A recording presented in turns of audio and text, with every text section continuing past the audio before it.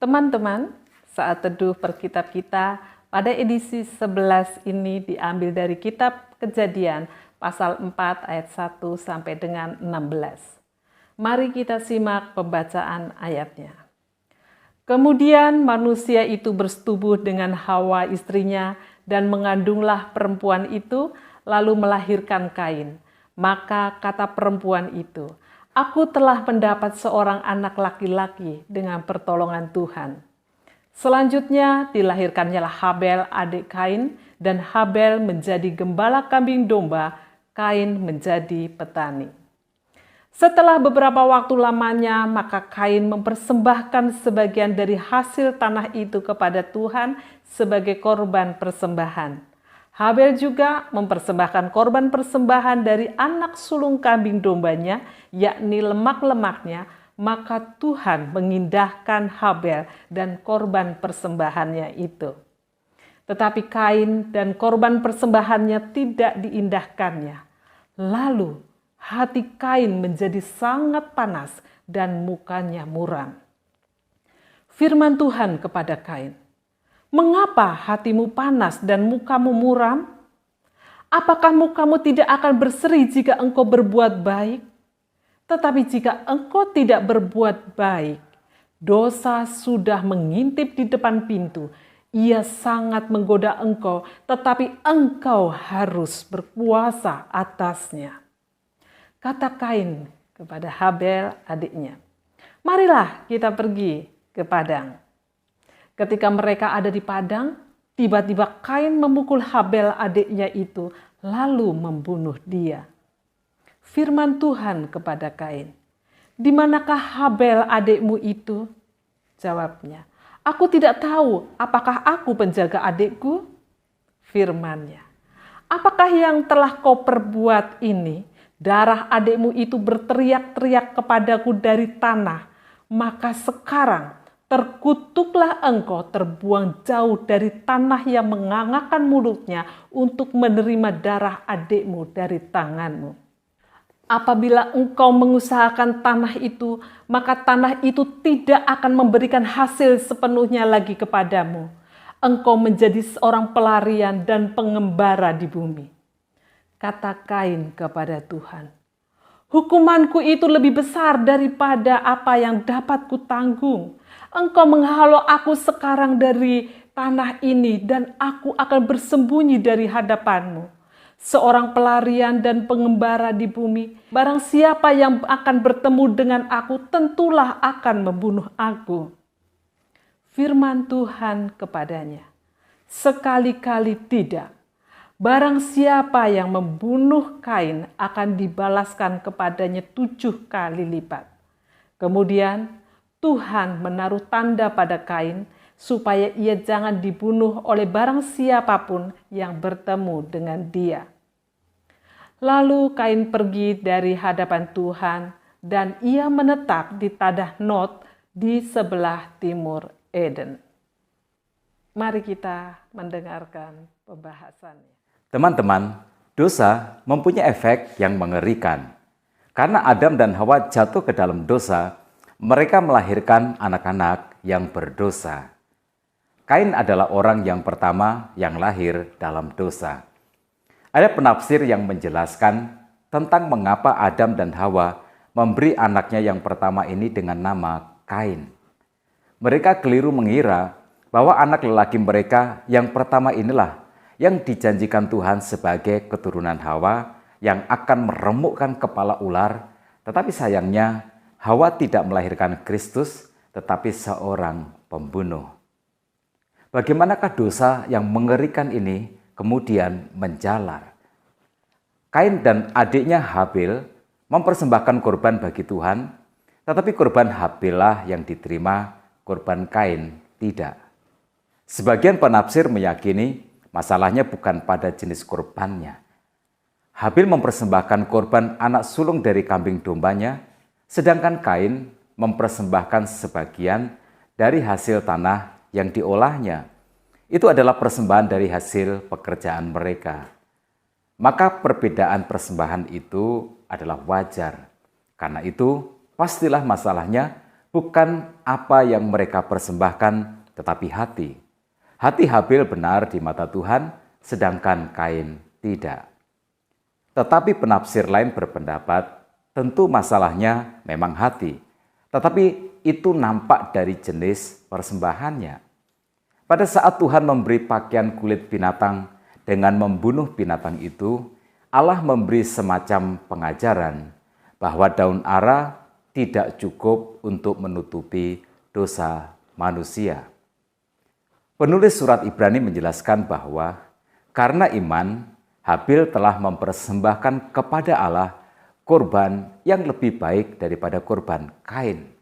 Dengan jalan itu, ia memperoleh kesaksian kepadanya bahwa ia benar karena Allah berkenan akan persembahannya itu. Jadi ada sesuatu yang tak dijalankan oleh Kain, tetapi dilakukan oleh Habil. Hukuman dosa ialah maut, kematian.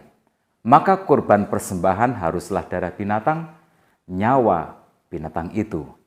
Itu sebabnya mengapa umat Israel selalu mempersembahkan darah kambing domba atau sapi. Dan di kemudian hari, hewan-hewan yang dikorbankan ini menunjuk pada kematian anak domba Allah, yaitu Yesus Kristus yang datang ke dalam dunia ini untuk menghapus dosa dunia. Dan Habil, dia taat. Maka ia mempersembahkan anak kambing domba, tetapi Kain tidak. Nah, inilah masalahnya pada semua persembahan yang salah, yang tidak diterima Allah, semua berasal dari kebanggaan diri. Kain ingin menunjukkan hasil kerjanya, dia ingin menunjukkan siapa dirinya di hadapan Allah. Itu sebabnya ia tidak memberikan apa yang Tuhan minta, tetapi memberikan apa yang ia ingin berikan. Sikap semacam ini kita menyebutnya sombong. Dalam buku 1001 Cara untuk Menjadi Sombong, kita tidak akan diajar untuk menjadi pribadi yang taat. Kita juga tidak diajar untuk rendah hati, kita akan diajar bahwa kita tidak seberdosa seperti yang dikatakan oleh Alkitab, dan kita tidak perlu juru selamat.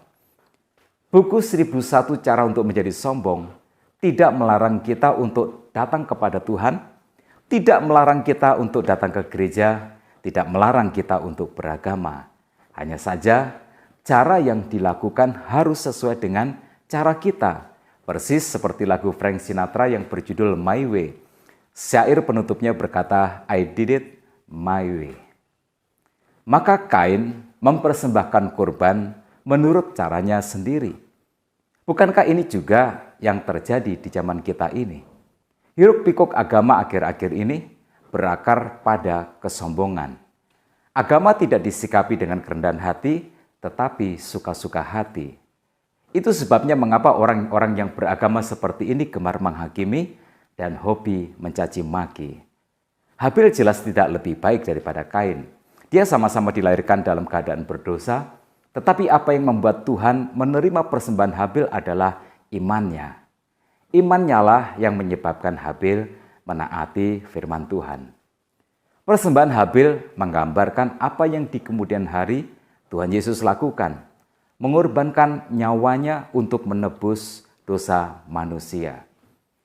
Jangan dikira keselamatan melalui Yesus itu mudah manusia menerimanya. Sama sekali tidak. Allah mengutus putranya yang tunggal Yesus Kristus menebus dosa manusia. Dengan percaya dan menerima Yesus Kristus sebagai juru selamat kita akan diselamatkan semudah itu. Manusia hanya butuh iman, tetapi apa yang kelihatan mudah itu tidak dapat diterima oleh kesombongan. Manusia ingin menunjukkan dirinya, manusia ingin menunjukkan jasanya. Manusia ingin berkata, ini semua karena aku, ini semua karena usahaku.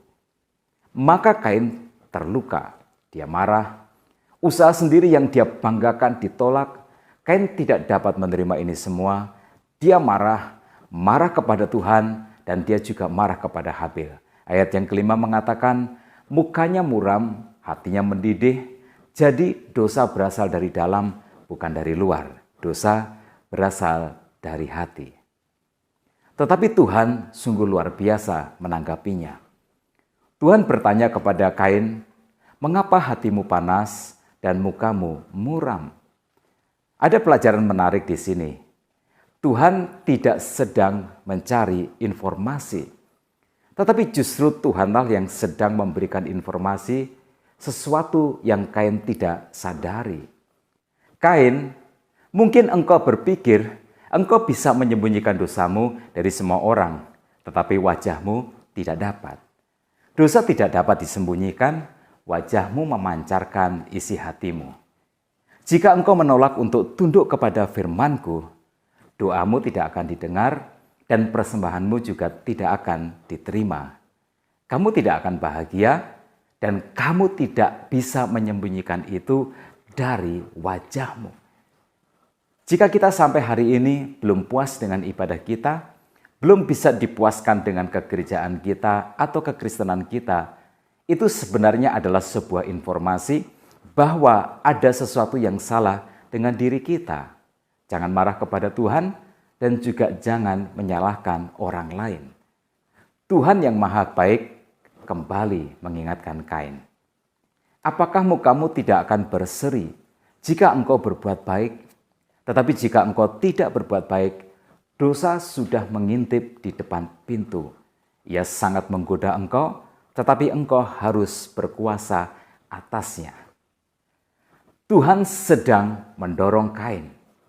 Ayo Kain, berbuatlah yang baik, bertobatlah, jangan sombong, jangan tidak taat, persembahkanlah kurban dengan benar. Tetapi jika engkau tidak mampu melakukan itu, ketahuilah, selangkah lagi hidupmu akan dikuasai oleh dosa. Tetapi engkau jangan menyerah, engkau harus menang atas dosa. Nah, luar biasa bukan? Walau Kain salah, Tuhan tidak membuang Kain seperti kain kotor. Tuhan membimbingnya kepada pertobatan. Tuhan memberikan Kain kesempatan untuk berubah. Tetapi sayangnya Kain menolak. Dia menolak untuk berbuat yang baik. Dia tidak mau untuk mengulang kembali mempersembahkan kurban dengan cara yang benar. Tapi sebaliknya, Kain justru merencanakan pembunuhan. Dia ajak Habil ke padang, kemudian di sana dia membunuh Habil. Dosa yang tidak dikalahkan menyebabkan kehancuran. Habil terbunuh, tak dapatlah dibayangkan betapa dalamnya kepedihan yang harus ditanggung oleh Adam dan Hawa sebagai orang tua. Mereka tidak hanya kehilangan Habil, mereka juga kehilangan Kain. Kain melarikan diri. Nah, mari sekarang kita aplikasikan pelajaran kita ini. Kita harus taat. Semua yang kita lakukan untuk Tuhan harus kita lakukan sesuai dengan kehendak-Nya. Ibadah kita, pelayanan kita, saat teduh kita, semua yang kita lakukan untuk Tuhan harus kita lakukan dengan kerendahan hati dan juga dengan ketaatan.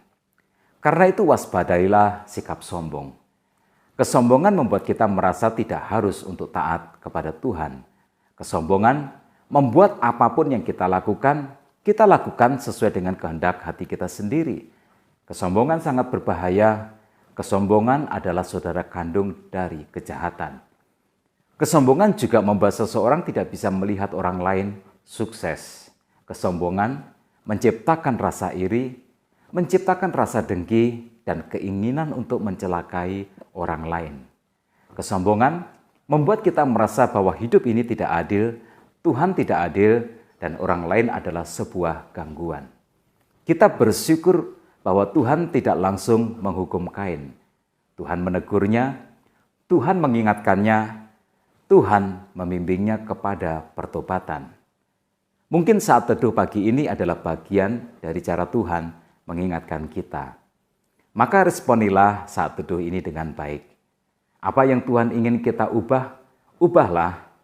Kerendahan hati membuat kita bersedia untuk mendengarkan firman Tuhan dan menaatinya. Satu hal yang harus kita paham, dosa sebenarnya tidak dapat disembunyikan. Wajah kita memancarkan isi hati kita. Tuhan Maha tahu, orang lain juga bisa tahu. Sesekali tengoklah cermin, kita akan melihat apa yang terpancar dari wajah kita. Firman Tuhan adalah cermin hati. Bacalah, tangkaplah pesannya dan berubahlah sesuai dengan pesan itu. Teruslah bersama dengan kami Saat Teduh Perkitab. Melalui Saat Teduh ini kita bercermin, kita belajar, dan kita tumbuh bersama-sama. Tuhan Yesus memberkati kita semua.